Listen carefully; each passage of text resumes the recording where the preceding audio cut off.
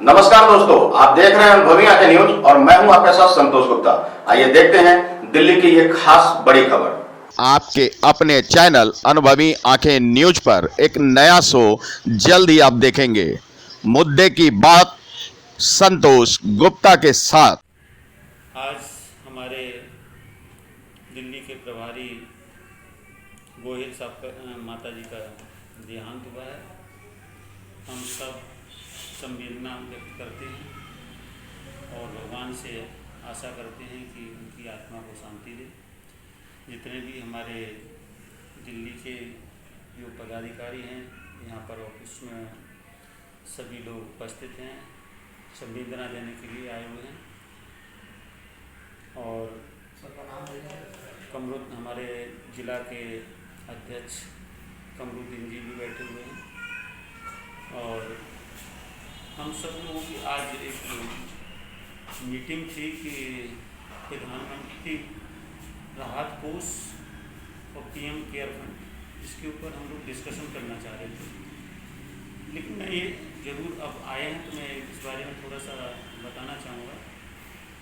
शर्मा जी, जो हमारा प्रधानमंत्री कोष पहले था जिसमें सभी पार्टियों के सदस्य उसमें हुआ करते थे, और 1948 से ये प्रधानमंत्री राहत कोष का एक पैकेज हम कभी भी किसी भी प्रदेश या किसी भी आपातकालीन स्थिति में उसका यूज करने के लिए बनाया गया था।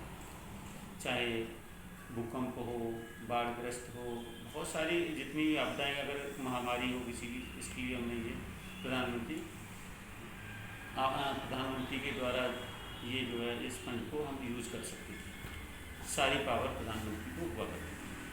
आज पीएम केयर फंड में किसी पार्टी को नहीं पता कि आज क्या इस फंड का हो रहा है, नहीं हो रहा है।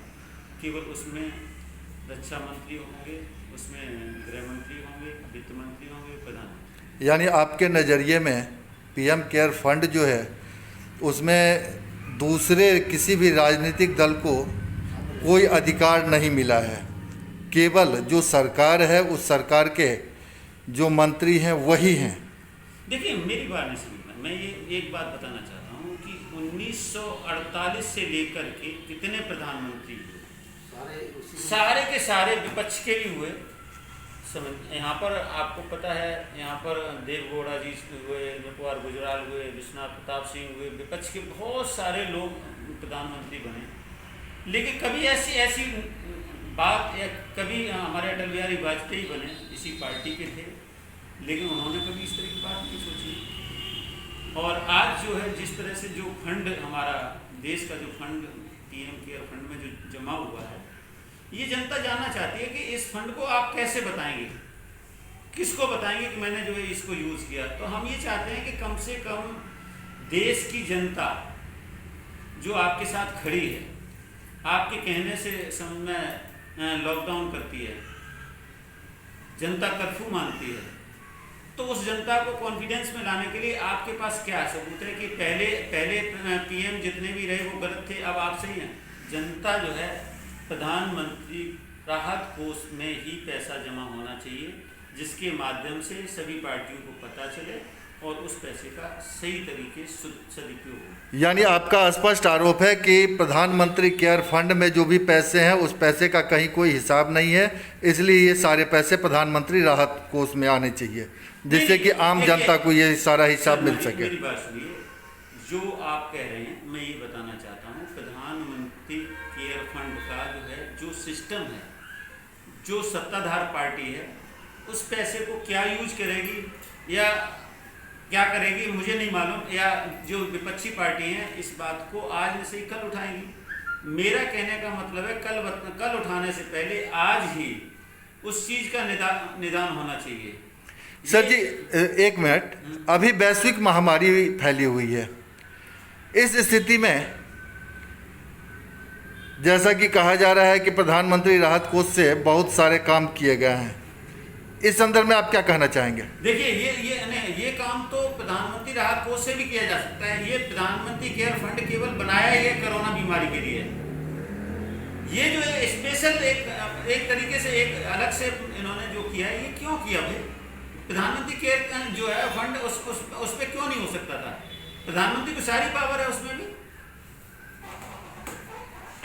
भाई। उसमें अगर प्रधानमंत्री को अगर उस पैसे को यूज करने की पावर ना हो तब तो ठीक है, लेकिन अब तो जो है ये जो एक स्पेशल अलग से जो फंड केयर फंड बनाया है, जिसमें तो केवल सत्ताधारी पार्टी के पास ये उस पैसे को किस तरह से यूज करेंगे, कितना आ रहा है कितना जा रहा है, ये तो कोई जनता पूछेगी तो उसको कोई जवाब नहीं मिलेगा। महेश जी, आप अपना परिचय हमारे दर्शकों को दें।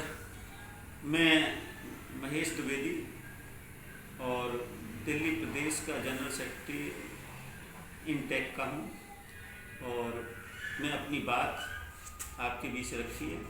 जो हमारी परेशानी हमारी पार्टी की परेशानी है, उस परेशानी को लेते हुए हम आपके सामने ये बयान दे रहे हैं। और कुछ कहना चाहेंगे आप? नहीं, मैं और ज़्यादा होनी चाहिए।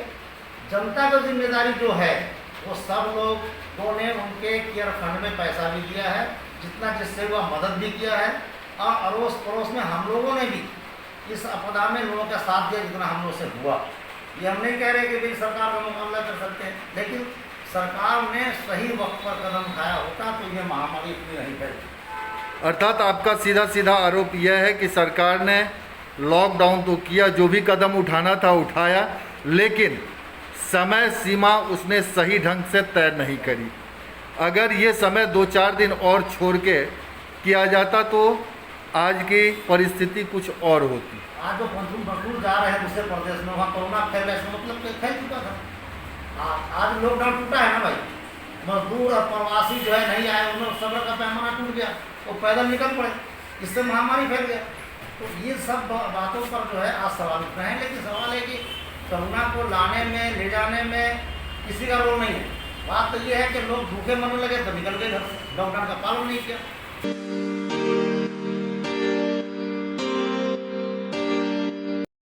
अगर आपने अब तक हमारा चैनल सब्सक्राइब नहीं किया है तो सब्सक्राइब करें और बेल आइकन अवश्य दबाएं ताकि खबरों का नोटिफिकेशन आपको मिलता रहे।